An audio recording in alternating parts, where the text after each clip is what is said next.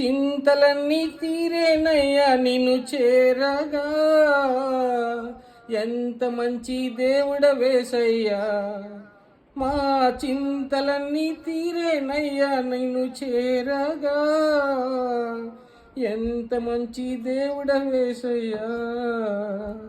ఘోర పాపినైనా నేను దూరంగా పారిపోగా. ఘోర పాపినైనా నేను దూరంగా పారిపోగా. నీ ప్రేమతో నన్ను క్షమించి నన్ను హత్తుకున్నావయ్యా.